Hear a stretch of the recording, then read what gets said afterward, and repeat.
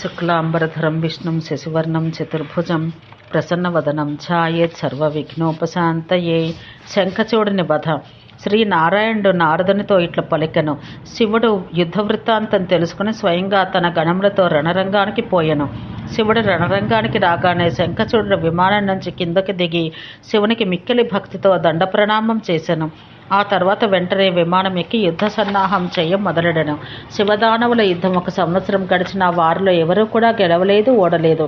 అందువల్ల పరమశివుడు తన శస్త్రాస్త్రాలు వదిలి కూర్చుండెను. అట్లే శంఖచూడుడు తన ఆయుధాలు పక్కకు పెట్టి రథంపై కూర్చుండెను. శంకరుడు తనతోటి జరిగిన యుద్ధంలో చనిపోయిన వారందరినీ తిరిగి బ్రతికించెను. ఈ సమయాన మహామాయావియగు శ్రీ మహావిష్ణువు వృద్ధ బ్రాహ్మణ వేషంతో ఆ రణరంగానికి వచ్చెను. వృద్ధ బ్రాహ్మణుడు ఇట్లు పలికెను. రాజేంద్ర, విప్రుడనైన నాకు భిక్ష పెట్టము. నీవు సమస్త సంపదలు దానం చేయవాడవు. నిరాహారుడైన వానికి, వృద్ధునికి, దప్పికొన్న వానికి, ఆతురునికి దానం తప్పక చేయతగింది. నా మనసులో ఉన్న కోరికను నీవు ఒప్పుకున్న తర్వాత వివరించి చెబుతాను అని వృద్ధ బ్రాహ్మణుడు అడగగా శంఖచూడుడు ప్రసన్న భావంతో అట్లే అని ఒప్పుకొనను. అప్పుడు వృద్ధ బ్రాహ్మణుడు, నేను నీ మెడలో ఉన్న కవచం కోరి వచ్చి తిననగా ఆ రాక్షసుడు తన మెడలో ఉన్న కవచం బ్రాహ్మణునికి తీసి ఇచ్చను. వృద్ధ బ్రాహ్మణ రూపధారిగా శ్రీహరి శంఖచూడుని కవచం తీసుకుని తులసి దగ్గరకు శంఖచూడుని వేషంలో వెళ్ళి ఆమెను చెరచెను.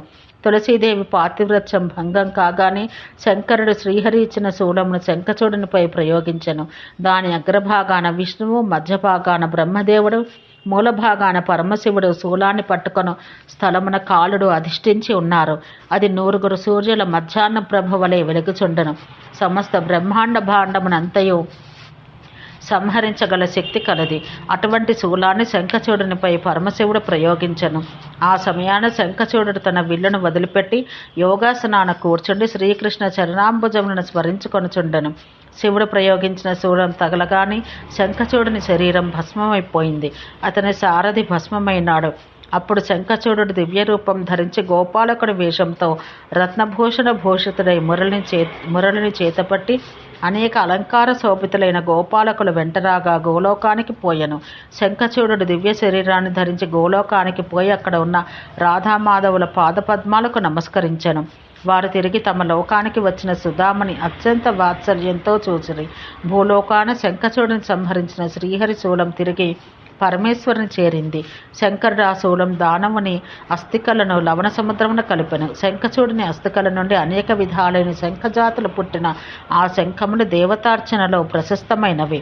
శంఖతోయము దేవతలకు చాలా ఇష్టం. శంఖా శబ్దం వినబడ చోట లక్ష్మి ఉండును.